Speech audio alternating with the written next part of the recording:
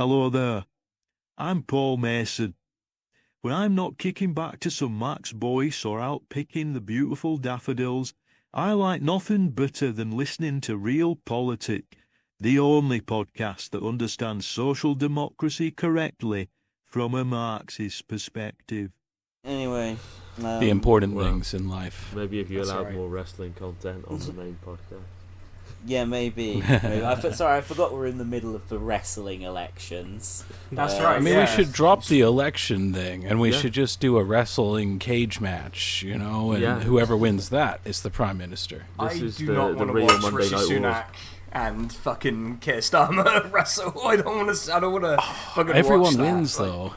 Yeah, the more they hurt each other, the better. There's no craft to it if they're doing it. You know, like, isn't it an art form? You know. No. All the wrestling I've watched over the years, I've seen some very unconvincing punches. Ones that like miss by a foot. But I'm thinking of that clip of Keir Starmer boxing, and that's still the least convincing offence by anyone ever.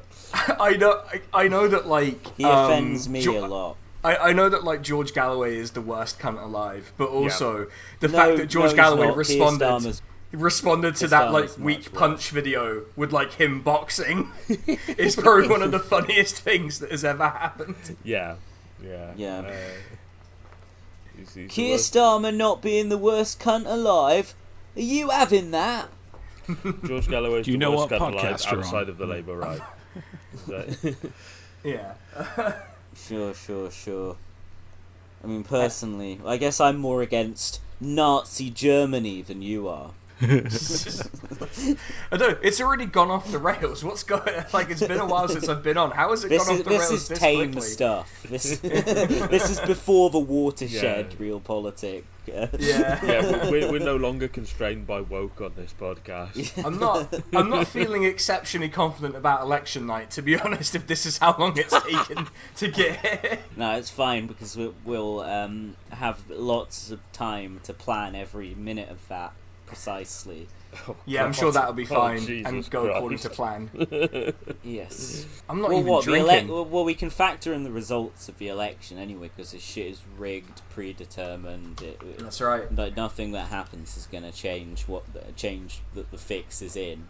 Yeah. So. To quote Keir Starmer, the election will not change the things that need changing. One of my favorite Keir Starmer quotes. Mine too. Yeah, we might as well just do a cold open, go straight in. You're listening to Real Politik Election Episode 2 with myself, Jack, with my co-host Geraint and Yair, both in attendance for once. It's not just me with, you'd think it was those two guys who had the bitter feud rather than me with both of them individually. But no, we've got them both here. And also our great friend Sinan Coes is here to promote our forthcoming election night stream. That's right.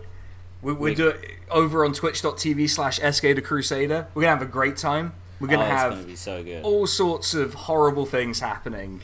And I'm probably going to be drinking throughout the whole thing while trying to run the stream. So let's see how that goes, Yeah, it's going to be spectacular. I mean, we will, of course, be on the election night stream. When will the stream be kicking off, Sinan? I was thinking probably 9:30, because we don't want to do like the BBC thing of being on for a fucking hour before the exit poll. Just talking complete shite. Yeah. We just half an hour of shite. And then, that's okay. We can do that. And the thing is, like, a bit before and then obviously for a little while after the exit poll, there won't really be any results coming in. Maybe one or two from the northeast. So that'll be the time to get like any planned content actually in. Yeah, that's when we do the ranting at the results and like noise. That's when we unveil the RP tactical voting guide in the nick of time. Just before the exit when the polls drops. are closed, so we definitely can't. Oh, it's 10 p.m, so now we can reveal the voting guide. Yeah. It's been embargoed all we can this reveal time. like it. So here's the voting guide that all our listeners have been using for the last month. Just treat it like it's a thing we released like now. Like, yeah, absolutely. Just like do not elaborate on it at all. Just so act you've all like been it's a voting thing. as crack political scientists have instructed you to, and we can show you some of the workings of this now that the exit poll's closed. I know, I'm worried about if you're wondering why it told you. If you're wondering why it told you to vote SDP in Reading, well... Well, the real heads can already read between the lines through our stochastic messaging. Read between the lines, look into the facts, that's all I'm going to say. Yeah, I mean, so that's a little taster of what's to come, but we've got to try and address some of what's happened in the UK election since the last time we recorded. There's been a lot of purging going on. I mean, today there's a couple of big things. For a start, I mean, I was proved right once again. I've been saying for a long time... Vindicated by history. Fucking vindicated by history. I've been saying for a long time Keir Starmer will literally destroy the world. He said today explicitly that he will destroy the world. So he did. Fucking hell. He admits it himself. I mean, sure, this happens in every election cycle, apart from when that bad guy was in, and he was like, I don't want to destroy the world, and he was a bad guy. But this is fairly... He must not be named. Whatever happened to that guy? What's he up to? Is he up to anything interesting? Do we know? Taliban's, I don't know. Pending his allotments. Well, he's become the Emir of Afghanistan. Is that what's happened to him? Yeah, well, then he did the full-scale invasion, and now he's the president-elect of Hawaii. That's for the deck aheads. But it's not just that. I mean, today Nigel Farage endorsed the Labour Party. He came out. He said, you know, like, I am totally fine with Keir Starmer becoming Prime Minister. I'm not gonna throw my weight behind the failing Conservative Party and give them a leg up to maybe keep this menace out of number 10. No, he didn't. He said, no, I, Nigel Farage, am very content with the possibility of Sir Keir Starmer becoming the Prime Minister of Great Britain and Northern Ireland, and I think that Nigel Farage is wrong. Wow, shocking! Wow, you should. Well, I think it's the first time I've ever heard you disagree with him. Damn. Yeah, I'm going to come out and say that me and Farage have a different perspective on this one. He did also say that he would like to invite Sir Keir for drinks with him and his good friend Donald Trump. Did he say that? He did say that, yeah. Did he actually say that? No. But what that story tells us about Nigel Farage and Keir Starmer's relationship is very important regardless. I think we need to look into these links, yeah. Investigate these very serious allegations. I mean, that's what they say about... a mind map linking all the different connections, I think. Well, you know, this is what they say about, like... It as well. This is what they say about, like, man of the people politicians like Keir Starmer and Nigel Farage, you know. Especially Keir Starmer, like, you'd love to go for a drink with them. You'd love to then go for a drive with them. All this I mean, not sure I'd love to witness anything. Yeah, well, I know he's got shooters, but, like, if you were his friend, he might protect you. Yeah, that's the problem, isn't it? He loves protecting his friends. Hasn't there been a Labour candidate that dropped, a new high-quality Labour candidate who dropped today, who it turns out went on a podcast and bragged about telling the police not to investigate a call from an address because he was going to show up and do something. It didn't specify what, but he was doing something. What fucking podcast was this? Oh, I don't know. What have you lot been up to lately? Yet. You know, but this is the guy who also got done in for making racist jokes, for wanting to throw tenants out for if their kids didn't snitch on their mates. He's also been accused of sexual harassment, and the party mysteriously has not immediately suspended him. He's come out and put a statement sort of denying but weaseling around the sexual harassment claims, but like not addressing any of the others. So like we can just be taken as read that like he was good plan to go around someone's house to intimidate them. Because like, how do you even address that? Honestly, because it's so, like admitting it on a podcast is so embarrassing as well. It's such a small time way to sort of like be revealed to be an absolutely unfit candidate for an election. Oh, thanks. No one look into my history on any podcast at all. All the many people who have prohibited themselves forever from public office from appearing on our podcast at some point or another. Honestly, it's probably Lord Finkelstein listened to an episode at one point. He listened to it, but he didn't like it. He didn't. He said it was a waste of an hour of his life, which I still cite as an achievement.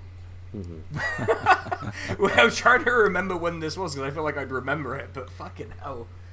Too much has happened. Yeah, too much has happened. Yeah. I mean, it feels like that with this election, because it's only been a week and a half at the time of recording. It feels like it's been going on about 2 days and about 2 months at the same time. It seems like it was just yesterday it was called, but also it's never going to fucking end. It's like June Part 2. It's just too long and too short at the same time. Like, what's going on? I'm disorientated. How long has it been going on for?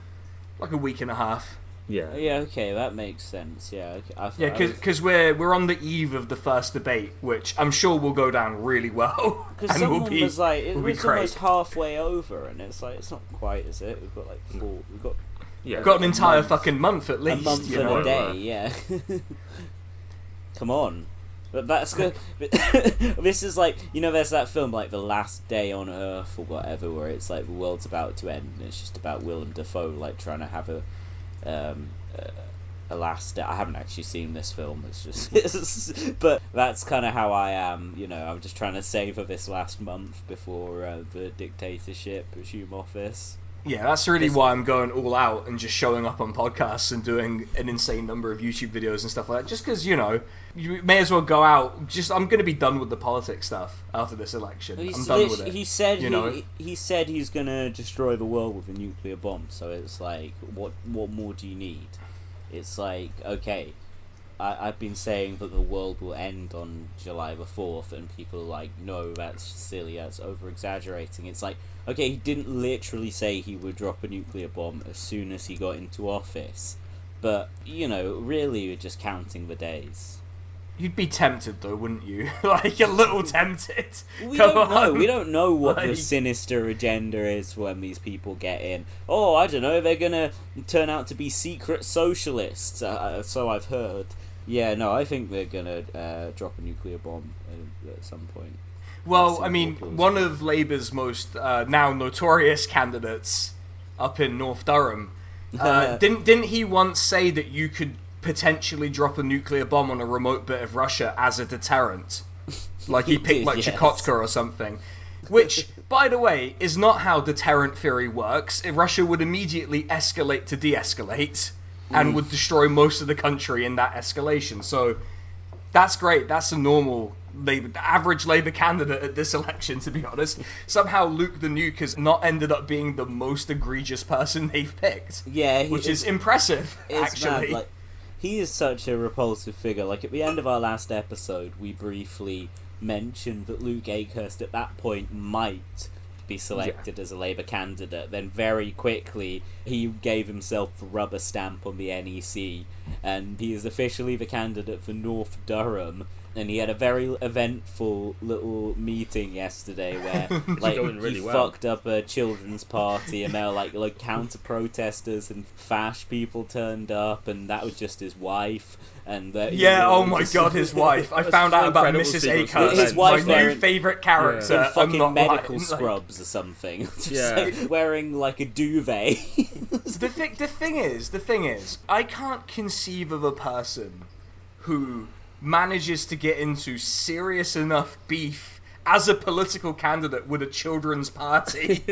What do you think he did? Did he come and just eat some of the kids' cake or something? If you turn up, if you turn up in your double butch or just adjacent to them, surely you just try and keep a low profile, keep away from them. Maybe just apologise to a couple of the parents. Didn't realise there was booking next door. Sorry about the protesters outside. Let's not talk about why they're there. But try and do a bit of a charm offensive to be like, look, sorry, please try and enjoy your party. Didn't realise, but it's Luke Akehurst. So you can just and it's like all his Labour right mates and seemingly a couple of their skinhead mates as well. So like, you can imagine they just steamed in and they're like fucking just chucking kids out the way to get to their table or whatever. Like, it's this thing where you just kind of wonder, like, were you raised in a fucking barn? This is like basic shit. This basic politics shit. Be nice to children. I think it's not like too nice, obviously, because it's Britain. He's raised in a kennel, fucking Cliff with the big red dog. That's the only Akehurst-coloured creature. I think for a long time, probably like 30 years or something, Luke Akehurst has only conversed with mostly people within Labour. So he like hisses at the trots and gets on with all the suitably right-wing people. Yeah, well, he had to have to talk with them, but like he had to have polite, the occasional polite through gritted teeth conversation with Mr. Handy, the local newsagent, with whom he had a beef because he like put up a stop the war poster or didn't respect. No, he boycotted them as soon as that poster went up. He probably had made polite chit chat like, "Can I have 10 copies of The Sun, please? Thank you." Whenever he went in the newsagent previously. But then as soon as that sign went up in the window, you are dead to be Mr. Hamdy. 10 copies of The Sun. One day my I will wife become is an making MP and another have you makeshift deported. dress. She's going to stitch them together. Yeah, like, what is the deal with Akehurst's wife? Like, what is going, like... I don't know. It's just a whole new character that I've been introduced to, and I'm just, like... Yeah.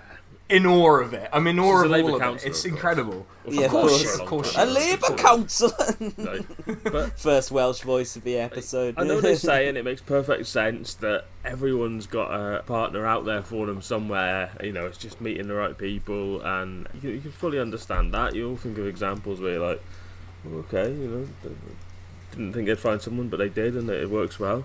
But Luke Akehurst, come on! Like, if there's anyone in this world who should be truly unlovable to anyone other than like weird, definitely punching above his weight, Labour man. rule manual people, like whose mind... Him and Charlie Mansell in a civil partnership, quoting the bylaws at each other. And, like, we may not be from the same faction, I'm afraid to make eye contact while they're doing it. We bonded over the rule book, the intricacies of the Labour rule book. The thing is, it makes perfect sense, because didn't his wife basically scream at some protesters that they belong in Iran? No, she didn't scream it. She muttered it in a manner that suggested she knew what she was saying was racist. I think it was between the two. She said it loud enough for it to come across really clearly on the recording when there was lots of shouting going on. Which, by the way, is the worst volume to do it if you're being recorded. Yeah, because everyone was like, "You belong in the BNP, bruv," and then she was just like, "You belong in Iran." Just everyone heard it, so it was clearly loud enough, but it was like she just had enough sheepishness about it to indicate that she knew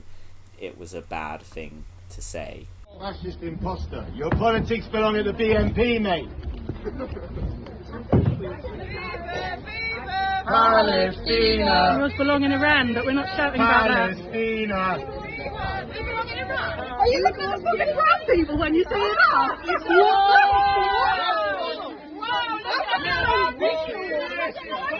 Labour Party, racist party!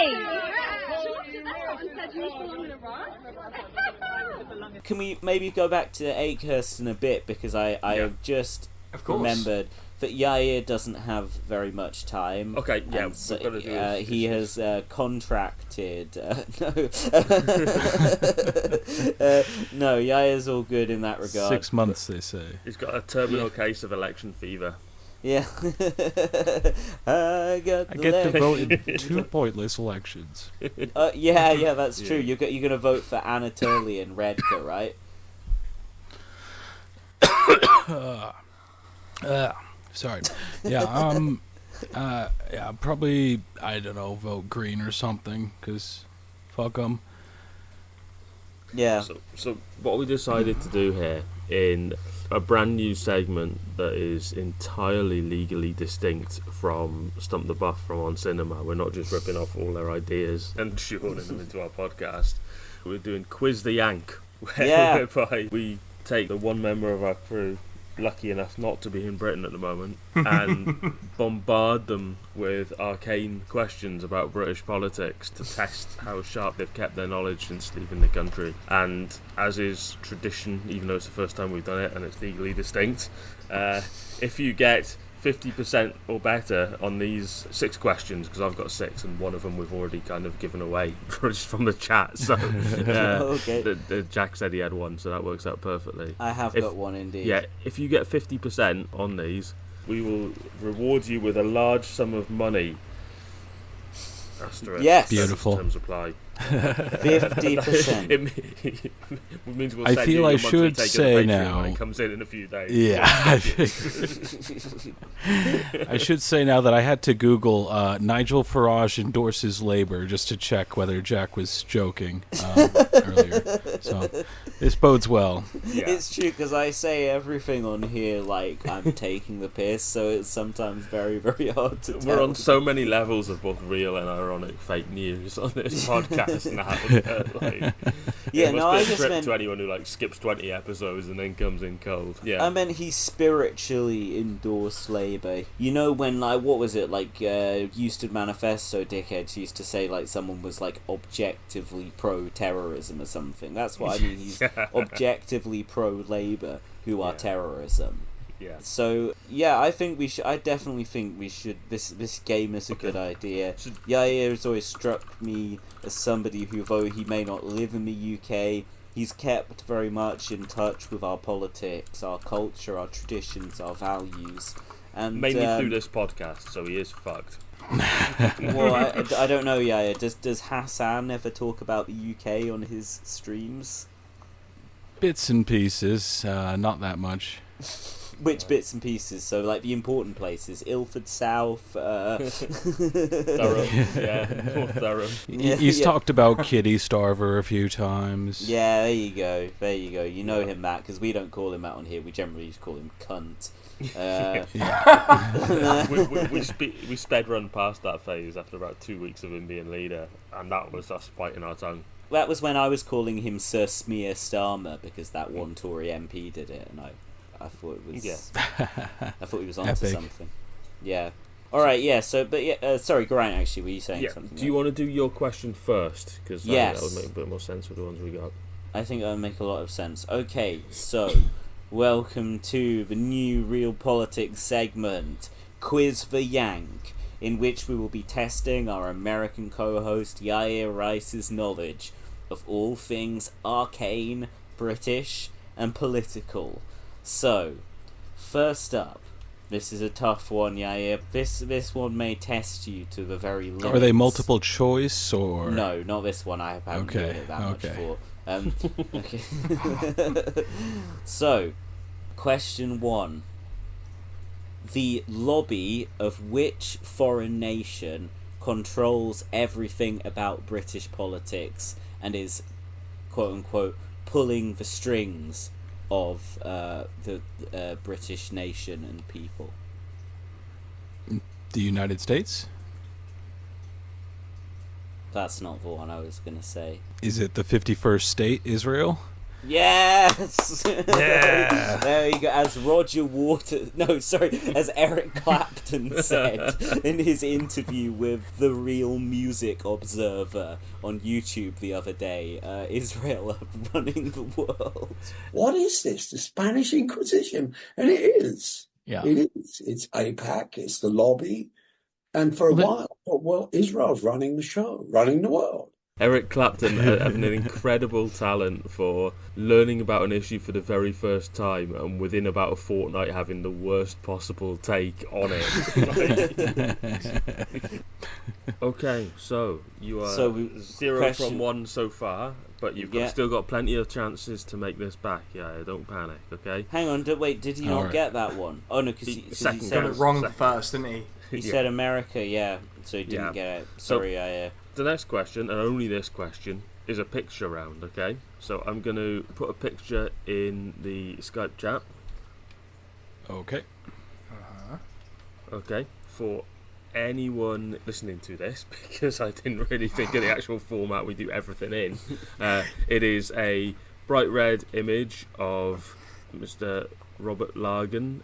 Typical election material. It says Labour for Lagan, a red background, and this guy looking a little bit smug. So the question is, why did this graphic lend the candidate for the High Peak constituency, Robert Lagan, in hot water? Oh, I know. I'll answer. Oh. Never mind. You answer. I don't know. It's a pretty simple picture. Yeah, it's just a guy's face on a banner. Look into the facts. Yeah. Yeah, if you give the image if you click on the image to open it, conservatives. I love this. High Peak conservatives. Yeah. Okay. Yeah. That's suspicious. What's going on there? So the Conservative Party have endorsed the Labour Party. No. In the UK 2024 general election. That's technically true. But what's actually happened is this guy Robert Lagan is the sitting MP for that seat for the Conservatives. He put out a tweet saying, "So many local Labour voters have told me they're going to vote for me because they want to keep me as their local MP. There have been so many that I'm launching a new Labour for Lagan club. You can join other traditional Labour voters backing me at robertlagan.co.uk/Labour for Lagan." And presumably he was planning to do targeted Facebook ads and stuff like that. He's a targeted individual. Voters. But someone like me, someone criticised him for that on Twitter and said, "Oh, I bet you'll be trying to pretend to be the Reform Party next week. I bet you'll be pretending to be like Reform for Lagan." And he said, like, almost, not quite, and put up a graphic that he clearly had ready to go already that was like Reform for Robert. The exact same thing, but with Reform Party. Keep the alliteration. God, the thing presumably is, he had so a Green brazen. Party one to go if there's any sort of Green surge at any point during the election. I have to say, I completely admire that level of desperate shithouse tactics. Well, because you're fucked if you're like High Peak. There's no fucking chance the Tories are going to win there. No. Well, unless Keir Starmer shits the bed really big time. I mean, that's who knows? Who knows whether that's possible or not? Totally I'm not saying. But if certain smoking gun evidence comes to light, then. It's I know what that's a reference to, so I won't say anything about it. No, you don't. But the thing is, I love this because it's just so brazen. It's so like, fuck it, I'm fucked anyway, so why not just like go for it? I love it. Yeah. You know what? You gotta respect it. You gotta respect someone who understands they need a fucking miracle. Yeah, I mean, I think there's a bit more of kind of a permissive attitude in this election to like fake news, lies, deceit, fraud. For example, fingers crossed. I falsely alleged on Twitter that John Sweeney's campaign to be elected as a Liberal Democrat MP has a promotional tie-in going on with Richard Thompson, where if you campaign for John Sweeney, then you get a copy of Richard Thompson's new album, Ship to Shore, resplendent in bright Lib Dem colours. Let me just send you this album cover across. Jack, the problem with this campaign is that the target audience for it is literally just you.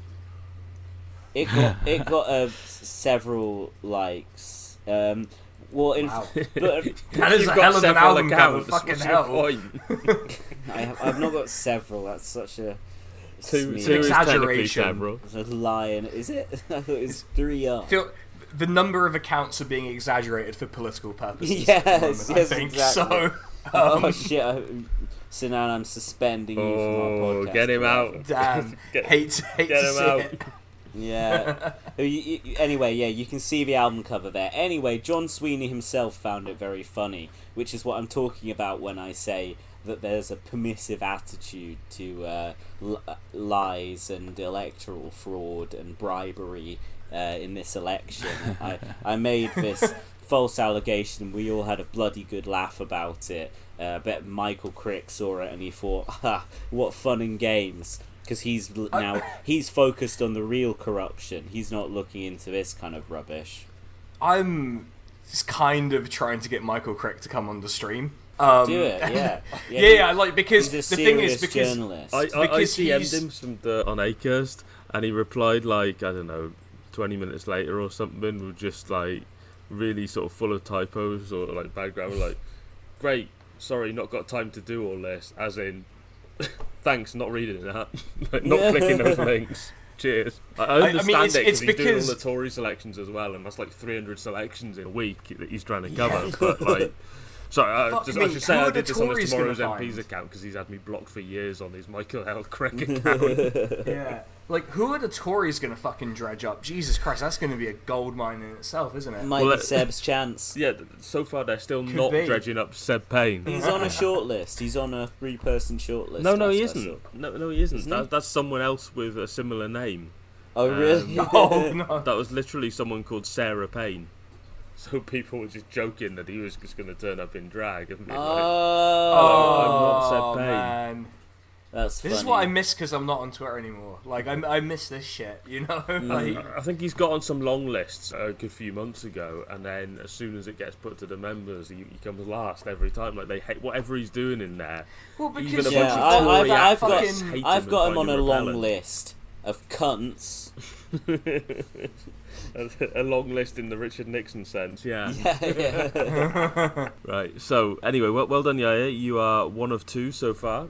4 more questions to go. All right. To get 2 more to win. Sorry that my first one was a conspiracy theory. you probably did answer correctly. I wasn't thinking initially. anti-Semitic enough. Yeah. He was definitely correct, but spiritually wrong for the question. You've got that Clapton mindset, which doesn't get you points in the quiz, but does get you points in life. Not thinking like Eric Clapton. He's just not got the real blues. We've got a historical question now. So between the wars, Edwin Scrimgeour of Dundee was the only MP ever elected for which party? If you don't, there's a slightly easier bonus point opportunity if you don't get this, because I don't fucking know this one. Yeah, yeah, I've got nothing actually. So he spent 9 years. Oh, sorry. Go on. Give him a clue. Come on, let's not have the do a wrong guess. Yeah. Oh, is it the Scottish Revolutionary Army or something like that? It's Scottish something, and they were left wing, but not that left wing, I would say. Okay. But, I think I know. I think I have a guess at least, but I'm gonna wait and see. The Taliban. I'll give you a you a clue. Quite apart from the fact he wasn't born yet. John Sweeney, Paul Mason, people like that would not have been welcome in this party. The Party of God, Hezbollah. They're against. Fucking. Now, me and John Sweeney are friends. We make no allegations towards Paul Mason in that regard. Yeah, I absolutely think that'd be in character, but you do you. There's a pattern of behaviour you see. I'm just gonna beef the word.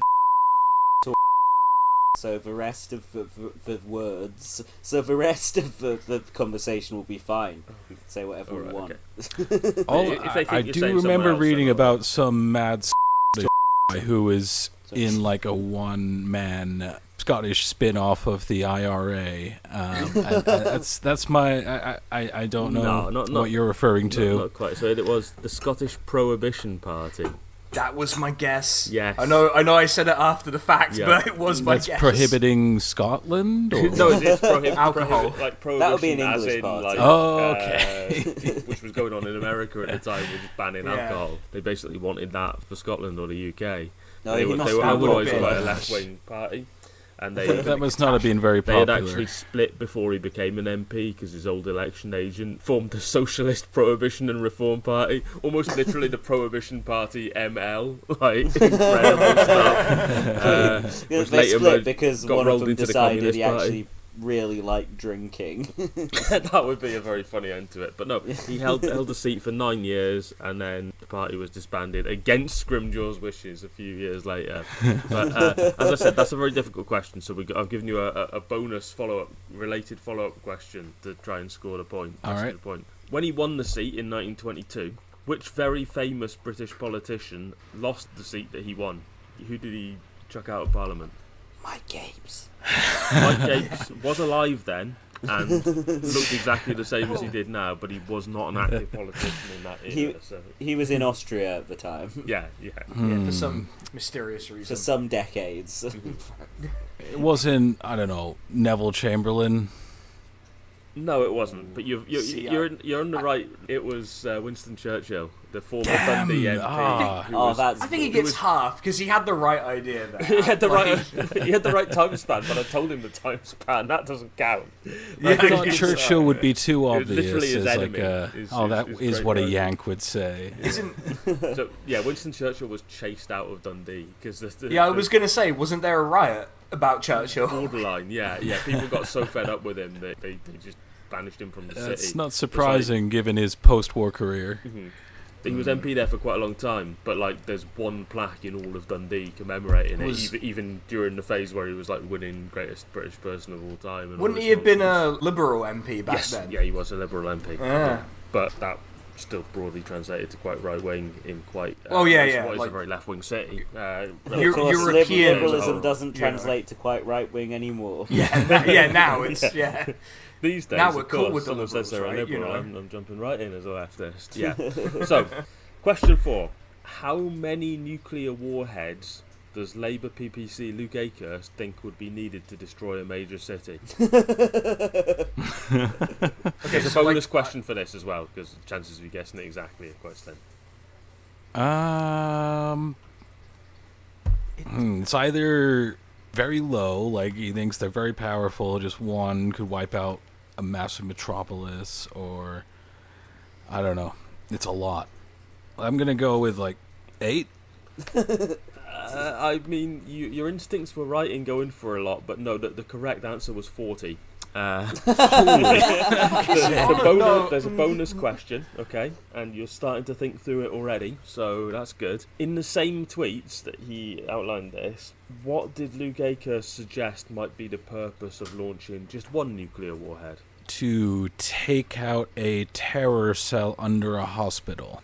No, because they're under all hospitals and buildings if they're the enemy. That's how it works. This guy's day job is as a lobbyist for the state of Israel. So he's resigned now. So his job directly before that was also a lobbyist for the arms industry. So he's got they fund a load of the pro-Israel groups as well. So it's all the same shit. They need somewhere to test it out. Yeah. For Luke, the purpose of launching just one warhead is, in his words, a warning shot. like you fire one bullet in the air before you start shooting someone in the chest. Hiroshima was the warning shot. Nagasaki was the actual follow through. Yeah. Gotcha. It's like in Gapecast, in the golf course ogre sequence where Gapes is going through the golf course with he's the ogre. That's the twist of the bit. And they're going through the golf course and he's shooting all these cows and he's like, a quick warning shot should thin that herd, and he's just massacring these cows. I wonder if that was a direct reference to Luke. I've hired you both today in order to get to the bottom of these stories about the golf course ogre. Some hideous, bloated, bald creature has been said to arise from a water hazard during the night and kill the gentle cows that converge on the course. Bold, you say? Bold. All the witnesses say it's so bold. But they've never seen anything so bold before. You're doing good work here, Jimothy. If there is any hideous, bald man killing cows, it'll be me. We must protect our wonderful dairy animals. Lock and load. Milk. We'll never find the ogre with all these cows in the way. Gapes, load up the light. Will the gun work? It should. I modified an elephant gun. It's like a mini howitzer now. See? It took that one's head clean off. Going to be sick. Have some milk, John. The milk in Ulford solves all your problems. It's like magic. A couple of warning shots should thin that herd. If the farmers would just lock their sheds properly, I wouldn't have to be doing this. I wouldn't be left with this terrible burden. taking the sin of cow killing onto my soul, like when I was Judas and I had to betray Jesus.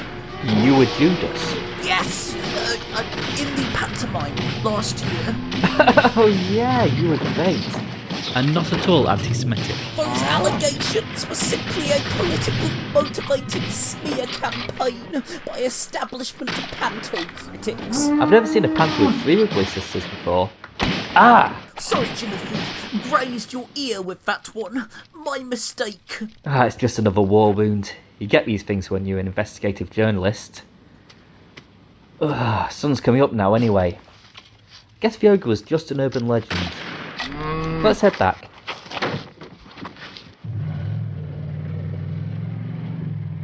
Oh no.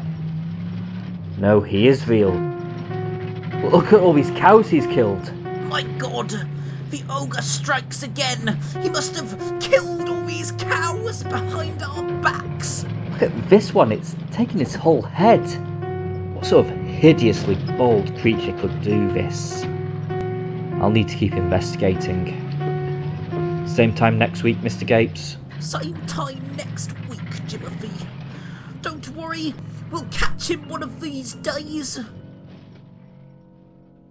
But also, he thinks 40 nuclear bombs would be needed to destroy a large city. Yeah, I know, that is massive... That would be more like destroying an entire coast with all the cities and towns on it and making... hundreds of mile radius borderline uninhabitable for like a century. I don't know. Britain is the size of like a large US state. Are your nukes maybe 1/50th the power of ours? I'm in Glasgow. We're obviously near fast lane, so we'd be a target if there was a nuclear war. Like we're fucked if there's one warhead dropped anywhere in Scotland, basically. But probably so are Edinburgh, let alone if they drop 40. I don't understand. I don't understand Luke Akehurst because he loves nukes. But doesn't know anything about how they work or how deterrent theory is at least meant to work in principle. Lots of them, to sell lots of them, buy lots of them, to all worship lots of them. So if you've just got a few warheads, then... It's Megaton and Fallout 3, that's what he wants. He wants to literally worship the bomb. Yeah. So, next question, slight change of pace. You know when they have by-elections or like in an election when the Prime Minister's standing in their own seat, you know that's where like all the stupid gimmick parties rock up. So you'll have like a guy dressed as a medieval knight, and that's just sort of familiar. That's sure, just the Tories, yeah. You know, so they all get like 100 votes if they're lucky. So there's a famous one of these from 1993 in Christchurch, and I'm going to read you a list of small parties from this by-election. We're not talking about fucking New Zealand politics, mate. That's where my head went. No, the one here, the fake Christchurch, the lesser Christchurch. I'm going to read the list of the party names. You've got to decide which of these got the most votes, okay? So it's technically multiple choice. You've got a chance of guessing it right. All right. Parties are... I like that. Buy the Daily Sport. Save the NHS. Highlander 4 Wednesday promotion, I presume related to the movie Highlander 4. The Natural Law Party. Okay. Are they the one all the rock stars supported? The Natural Law Party.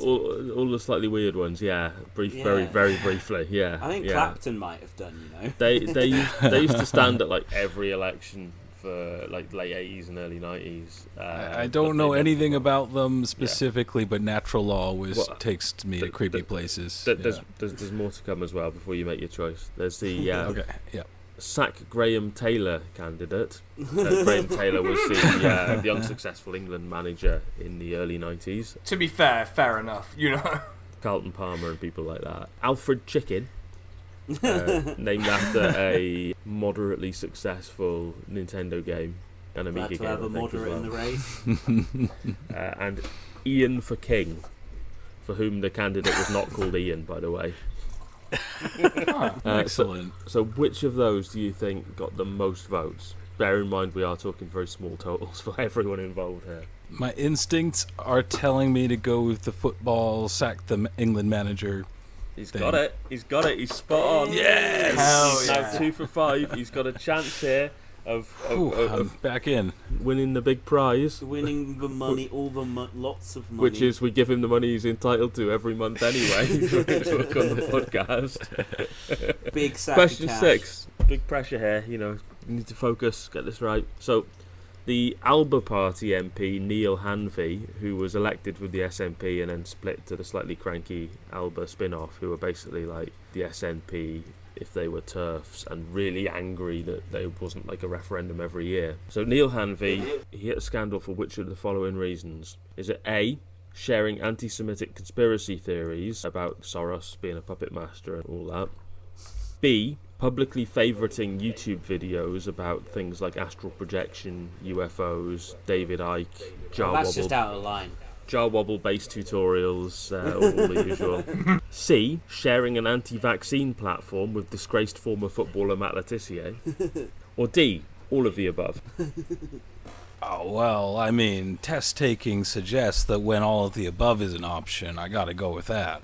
He's done it. He's got metagaming his it. money that he's entitled to as an equal partner in the Real Politik Corporation. Wait, how many is that then? Did he get half of them? He got 3 out of 6. Oh, fuck it. Well, if we've got to give him all this money anyway, I might as well give him the point for the America question where I said it was Israel. Rallying behind the winner like the fools of the UK are doing behind Starmer as we speak. Yeah, sheeple. I'd smell power and I just want to get as close as possible. Many such cases. So, yeah, that was an impressive showing. Impressive performance, a good recovery. I'm impressed. Mm-hmm. You've shown that whilst you may not live in the UK, you're still as British as you ever were. Whether you like it or not. Indeed, as British as anyone has ever been. I'm plugged in. I got the disease. Well, yeah, we did say earlier that you were terminally ill. So which one? Just turns out it's PSC. Anglo. Yair is not, to our knowledge, terminally ill. Okay, no, we'll stop. Yeah. Yair is terminally ill. Please donate to the Patreon to fund his medical treatment. Come on, that's the one tactic we've not tried yet. We're saving that for, and we're like really on the bones of our ass. Yeah, but I mean, yeah. If you can stay Yair, that's great. If you gotta go, that's fine. Reluctantly. that was a very loaded fine. That's fine. Okay, yeah, it'll be alright. Well, I don't want to say it's that's fucking great, mate. Fuck off and leave us alone. You traitor. Obviously. Well, I'll go check on my toddler for a second. I'll come back hopefully for a bit. Cool. See what's going on. Cool, man. Cool. All right. Yeah. So, what has happened since the last time? Obviously, I've gone to ground a little bit while I investigate certain smoking gun accusations that have come to light. Do you want an update of interest to Real Politik main characters? Yeah, potentially. But gotta dot a lot of I's, cross a lot of T's. This guy's got a lot of I's and T's in his name because it's Michael Rappaport. He's, I think very recently, let me just check the timestamp on this, he's got more racist than he has at any previous point.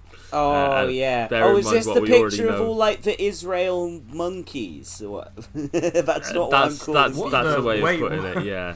I was zoned, kind of zoned out, and then... Yeah, so Michael Rappaport, jobbing actor, white guy who boasts about saying the N-word. It doesn't. What I say the N-word. I'm white and I say the N-word, and I only say it because I love the N-word. So me as a white person, I'm saying the N-word. I said N-word this, N-word that. And rabidly pro-Israel person. They f him in the ass. Hamas, mother. The f is going on here? The fuck is going on here? All normal things. Very normal. He has tweeted a family of gorillas holding watermelon and well, I say holding an Israeli flag. The Israeli flag is resting on the ape's wrist because it's obviously done with AI. I was gonna ask. This is an AI image, right? Yeah. And read he's completely as an AI with, image. and again, content warning because this is extremely racist. Yo, fuck Hamas, Hezbollah, and the Houthis. These uncivilized animals are trying to destroy Israel, a beautiful, civilized, democratic country run by sovereign Jews. They seek to bring caveman-like chaos across the Middle East. Fucking hell. A wordsmith. Is a sovereign Jew like a sovereign citizen that's Yeah, Jewish, I was going to say. And then he says after that, that's why you should start saying, I'm white and I say the N-word. Gonna need to get a short blast of that edited in the episode, I think, every time we bring him up forever. I'm white and I say the N-word. Yeah, absolutely. I was just remixing the shit out of that live on air. I was just smashing the rewind button, just having it over and over again. Like, I'm white and I say the N-word because I love the N-word. Trying to rationalize and understand Hamas beating up, rape, abuse people to be free. I was thinking, well, you know, people should start saying, well, you know, I say the N-word. Well, you know, I say the N-word. I'm white and I say the N-word. Again, Jack. I'm white and I say the N-word. I'm white and I say the N-word. Say the N-word. People should start saying the N-word. Well, you know, I say. Well, you know, I say the N-word. Feels like this is my life now. Well, you know, I say the N-word. I'm white and I say the N-word. Michael Rappaport is a monumental idiot. It was all worth it because Mark Desred's headphones came out while he was on the bus in the middle of that, listening to that rant. So I'm white and I say the N-word. It being on a bus, there was likely, despite it being in Estonia, there were likely one or two people that spoke good enough English at least to be like, everyone in Eastern Europe speaks English. I also white don't say N-word. Yeah. Like I've been out that way. Estonia, Latvia, Lithuania. Everyone there speaks English. Everyone would have understood it. Yeah, like 100%. I was thinking it was like a Netherlands situation where it's like everyone's second language and a lot of them are like really fluent in it. Yeah. Yeah, like people our age, yeah, it's all English. People who are like my parents' age, it would all be Russian. Yeah. As second language. He keeps accidentally pranking himself because I linked to him in the wrestling stream chat just that we used to plan it. The 2-second clip of Paul Mason saying balls and shaft. And again, his Bluetooth headphones had timed out and switched off and he didn't realise it. So he was like in a public toilet and his phone went, balls and shaft. Balls and shaft. It's like, there's someone in there, but they were like in a cubicle and I don't know if they speak English or not. As a side note, can you send me that audio clip, please, for reasons? Yeah, well, actually, yeah, I was going to say to Jack, by the way, we've got to use the song, you know the one, as the intro to this episode. Balls and shaft. Were you asleep were you asleep when I posted that in one of the other group chats? Oh yeah, sorry. I was like, I didn't want to open a mega thing on my phone because I wasn't sure about disk space. I'll rip it so it's just the audio because that was like a video for a friend of ours to share who's stupid enough to get premium. Did he share it? Not yet, no. Oh, okay. That's what I'm saying. Just use it on the episode, regardless whether he does or he doesn't. But yeah. I took theme. Well, he's Shaft, working on an important case as well at the moment. To be fair. Yeah. He's breaking an exclusive wide open anytime now. But I took the theme from Shaft and just dubbed the Shaft and then balls and shaft for the John Shaft. But the brilliant thing is, like, I did the whole song, but it's like there's nothing changed about it for like the first 3 minutes of it because it's got like such a long, slow build intro. It's like crucial to the joke that you play the whole thing. Balls and shaft. So yeah, I'll get you the balls and shaft sample as well because technically it's an AI Paul Mason, but it is Paul Mason's real words from his novel, so that's fine. Well, I read that fucking novel famously. Yeah. And a very famous incident occurred where my parents went on the stream as I was reading one of the fucking sex scenes out loud. Paul Mason corrupting the nation. Balls and shaft. It was possibly the most embarrassing thing that's ever happened to me. If your parents put 2 and 2 together, like, we shouldn't have bought him Street Fighter 2 as a child. See, the thing is, I was a Tekken kid, and then I moved into. I hate that. Yeah, and then I moved into Mortal Kombat. Yeah, Mason was definitely a bit too into Street Fighter. Yeah, anyone who's read a few pages of his novel knows that. Way too into Street Fighter and way too into Chinese biker chicks. Yeah. You know, like, I don't judge people. But I had to read the book, so I get to judge. If he decides to run in a Scottish constituency and claims to have always made Cammy, fucking no, I'm going to fact check that bastard. Oliver Cam. That's the Cammy he does respect. Yeah. I was watching a video of Weller's out promoting his new album, and he's just slagging off Starmer, just saying he's a slightly softer version of Sunak. Not even that much softer, yeah, is he? Let's be honest. It's not soft in some ways, from the rumours I've heard. God, if that lead comes off, and you break that mid-election, I kind of don't want the attention. I hope someone else picks it up. It's going to be someone else breaks it, and then we'll all go on and go, we heard about that a few weeks ago. Yeah, we'll take credit for it. Yeah. It's like how after the election, I can't quite bring myself to actually vote Tory, but I'm going to say, I wish I had done after the election. Hindsight. 2020. Just gonna write my own fucking name on the ballot. What I'm gonna do is I'm gonna put my Twitch link on the ballot to spoil it, and then if any of the vote counters in Nottingham want to watch something entertaining, they can watch us on election night. Gotta format it right. Put your name in capital letters, and then underneath, don't forget to like and subscribe. And sounds gotta put the calls to action in there. Rigging the election so that in Nottingham East, it turns out my Twitch stream has won the election. Really strange. Yeah, it's going to win on the write-in. I've heard that. Write-in votes are going to be the big thing. If you live in Nottingham East, write my Twitch link on the ballot. Don't vote for Nadia Whittome. Don't vote for anyone who'll make Keir Starmer Prime Minister. Fuck him. Yeah. I mean, that's kind of where I'm at. I could maybe see a case for voting for Diane Abbott, because he tried to make an example of her. That is a very specific case. Yeah, and I would kind of inclined to agree with you on that. And she's one. Fucking Diane Abbott.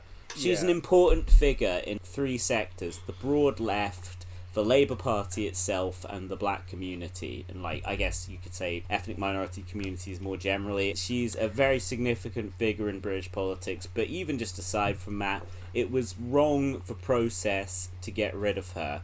And I don't know if Jeremy Corbyn was running as a Labour candidate, if he'd managed to beat the undemocratic purges she seems to have. The decision won't be made until tomorrow at the NEC meeting. I don't know if I'd be saying, go and vote for Jeremy Corbyn, because whether or not he's a Labour candidate, Jeremy Corbyn is not going to go through and vote for a bunch of right-wing policies. And I think that would be the same with Diane Abbott. She's been probably the Labour MP most critical of Starmer while he's been leader. I mean, she's been regularly posting low-resolution JPEGs of him all through the Parliament, so yeah. Yeah, including most recently calling him a liar, which, I mean, it's like, when I actually say it there, it's just like the most fucking obvious thing in the world to me. Yeah, it doesn't shock me at all, because he is a liar. And I was going to say... And I was going to say, I don't want to spoil too much about my massive project that I have ongoing at the moment, because it's really huge. But the general conclusion that I come to is, if you think your MP or your candidate's going to vote to make Starmer Prime Minister, don't fucking vote for them. Yeah. Don't vote for them unless it's an extremely specific case. Yeah. Because, look, I showed Jack the outline of this project, to quote him, very thorough. Yep. Look, the guy's quote, a piece of shit. Concrete facts. Yeah, I'm saying concrete facts. That is literally from our, chat with each other. But yeah, he's just the worst cunt imaginable. Might actually be more personally repellent than Rishi Sunak. And actually maybe less fit to be Prime Minister than Rishi Sunak. And also, just to be honest, it's funny to make Rishi Sunak be Prime Minister, because he clearly doesn't want to do it anymore. Yeah, he's rich. He wants to go to California. He'd be having after about a week and everyone hates him now, yeah. Yeah, on the one hand, we could let him go to California, or we could force him to drink the puddle for 4 more years. Oh yeah, no, I mean, we pretty much said on our last interview, so you're not really breaking any taboos on this show. Yeah, I'm not saying vote Tory. I'm just saying. No, I'm not saying we are. Yeah. Well, you have to wait for the RP tactical voting guide. Yeah, that's right. Yeah, dropping at 10 on Thursday, the 4th of July. 10 p.m, of course, because that's when we can reveal it. I might add, on the Wikipedia for elections, I might add our name. The Wikipedia for elections. That's Wikipedia then, Jack. Yeah. Right. No, I mean how each election has its own Wikipedia page. Okay. I might like go through the endorsement section and like add the name of our podcast under the Conservative Party. And then post a screenshot on Twitter like, what the fuck is this? Now that Faisal Shaheen has been cruelly deselected, we have no choice but to endorse Ian Duncan Smith with a heavy heart. He's not perfect, but you can't make perfect the enemy of good, or whatever the fuck they say. Yeah, exactly. Well, I would actually, I would support an independent Faisal Shaheen campaign, because I was just trying to talk. I was just trying. See, I did it again. I was just trying to talk too quickly there. Her name is very easy to pronounce. Because if she actually ran against Labour and stood up to her undemocratic purging, and I think Starmer.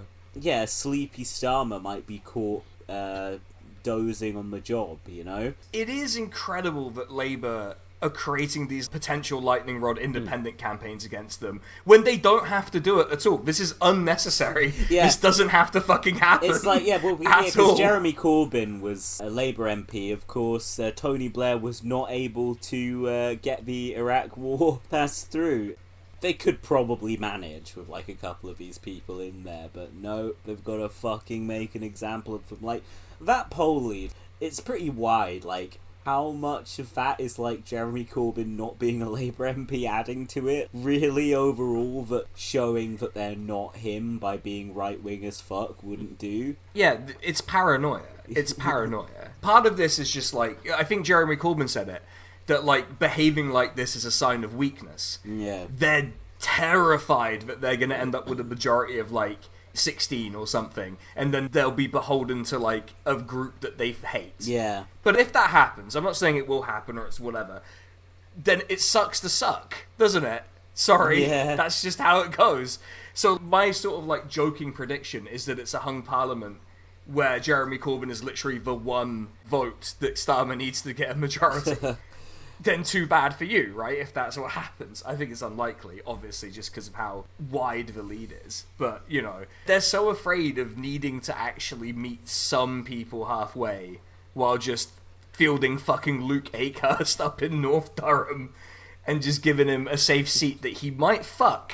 He might fuck it. He's so personally repellent. Buddy, they won't even. There's some chance he might. Yeah, like it would be incredible if Luke Akehurst lost the seat, though. Let's be honest. That'd be a hell of a moment as well. But yeah, I mean, it's a safe seat, isn't it? It wasn't until they selected him. It was like the that's the thing, right? Safest seat in the UK for Labour, which is very safe when they're predicted to win by miles. But also, curiously, one of the whitest seats they had left available at the time of selection. Interesting. Not saying anything specific, but, you know. That would be interesting, having somebody with what you might call a funny tinge around there. Luke himself, I mean, obviously. Yeah. No, I was just libeling some random person from a genuine ethnic minority who lives in North Durham. Yeah. I thought you were still joking about Luke there, and I was like, Tomato's not an ethnic minority, mate. And it wasn't libel anyway. It was just being. It was a bit blue. Hate the speech. joke was a bit blue. Yeah. It's different. Libel and hate speech are very different things. Okay. Anyway, it was just anti-Akehurst hate speech. That's all you need to worry about. Yeah. But fuck him. Fuck him. Honestly, like fuck him. If he fucks it and loses that seat, it's going to be so funny on election night. Yeah. Just think about that. Oh man. Think He'll about be the reddest anyone's ever been. He might actually explode. Real Labour colours. I was also thinking about if Wes Streeting loses his seat, because there's a strong independent in his seat as well. So good.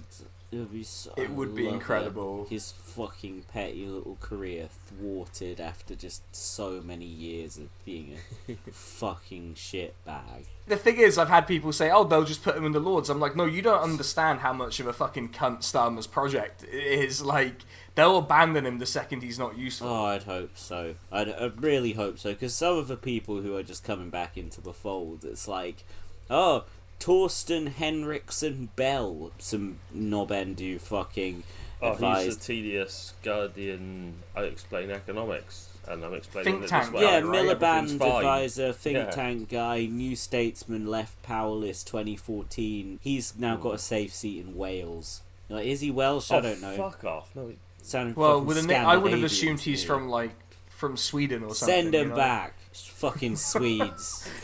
Get the Vikings out of England. Yeah, the Swedes don't share fucking our culture Alfred with the them. Great over here. Jesus Christ. They bring rape. They bring pillaging.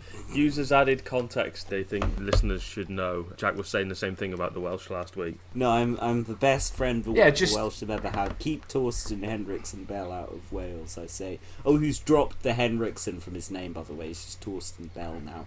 A traitor to the double-barreled brotherhood. You're overcomplicating it anyway. Look. Yeah. Torsten Bellen. Yeah, well, I would have called him Bellen, but I'd already said his surname, so Nobben just seemed like less repetitive in the sentence.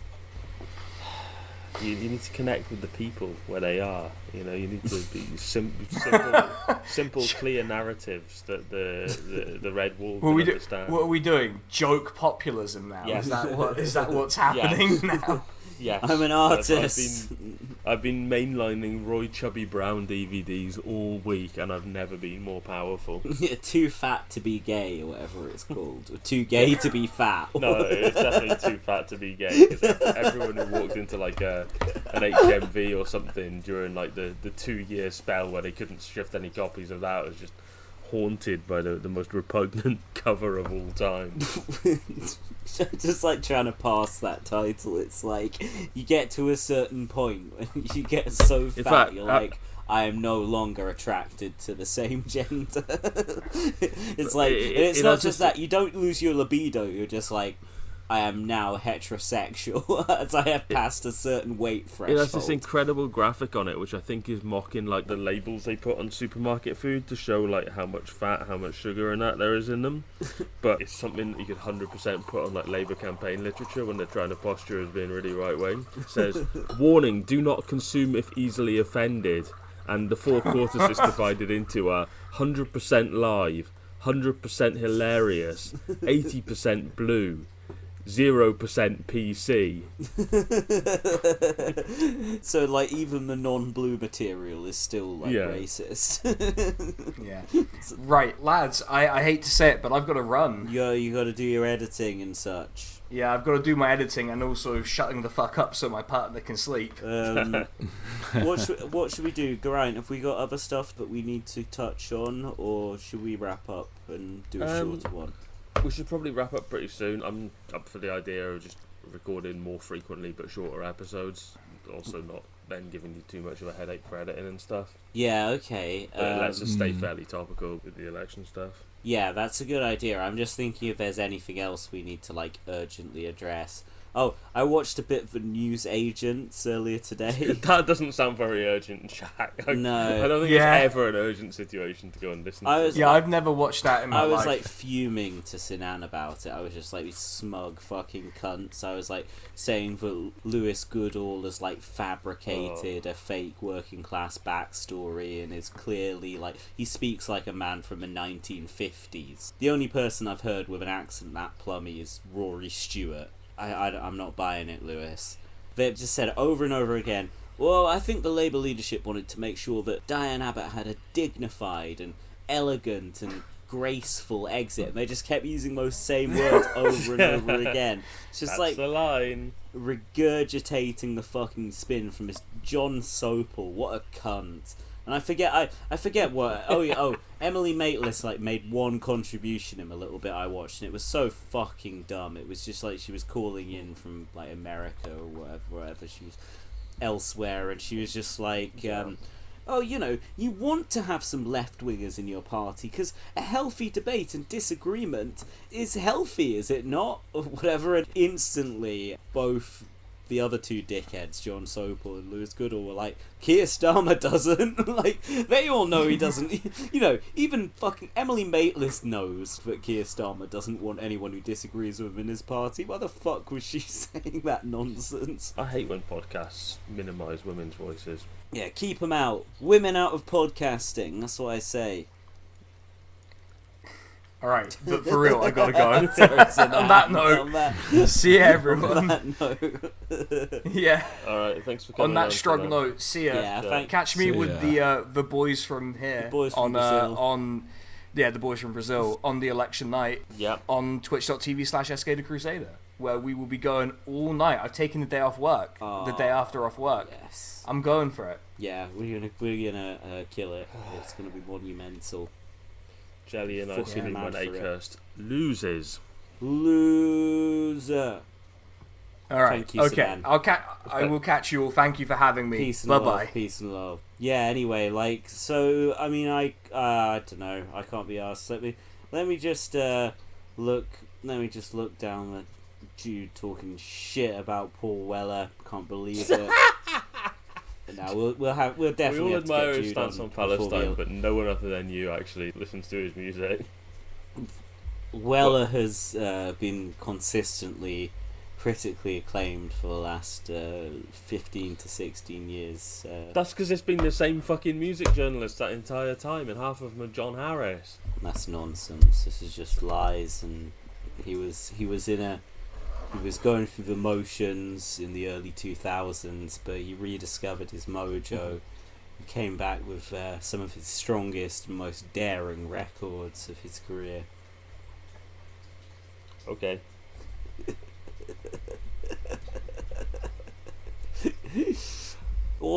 Every fucking word of that is true. He's the Roy Chubby Brown of music in that regard. Yeah, you just hate working class people, and the stuff. Paul Weller, it has to be said, beat us to the punch by millions of years by suggesting people vote Tory as a bit. Well, yeah, it's like the other podcasts. It's like, you know, you got like Podcasting is Praxis, the Anarchist podcast, and We Don't Talk About the Weather, the Socialist podcast, Trash Future of the Liberals. So it's like we've got to be the Tories. Yeah, you've got to make sure the market provides for the whole segmentation of. Yeah, like the news agents aren't so much party political, it's just sort of in line with the interests of the security services. Like, everyone's got their little niche. You know, the New Statesman of all people, you wouldn't have expected it from, but they had a good couple of years there where they had a podcast about cum. It was all about cum. It was just, they were just discussing semen. I think they saw the Cumtown Patreon income, but didn't actually listen to see what it was about. Yeah, they were like, we're going to dive deep into some Stevie Bush was pushing for that really edgy humour. He had his routines that the Cumtown boys would have blanched at, but they wouldn't let him do it because of woke, so that's why he left to the Financial Times, I'm hearing. My sources say that means I can't be sued for it. I guess we should just wrap up by saying, you know, look into the facts. Just like there's a lot of information out there, there's a lot of intelligence. Look, if the Conservatives are so bad, why do they keep winning elections? Answer me that. Yeah, okay. Those aren't the facts I was talking about. They're the key facts that all the voters need to know. Well, everything we say on this show is a concrete fact. I'm saying concrete facts. But no, the specific facts I'm talking about is just like, you know, just you know what I'm saying. Just dig a little bit deeper. Look into what's connected to what, who's connected to who, what's happening here and there, and I think you might find some interesting stuff. Alright, yeah, look into the facts, folks.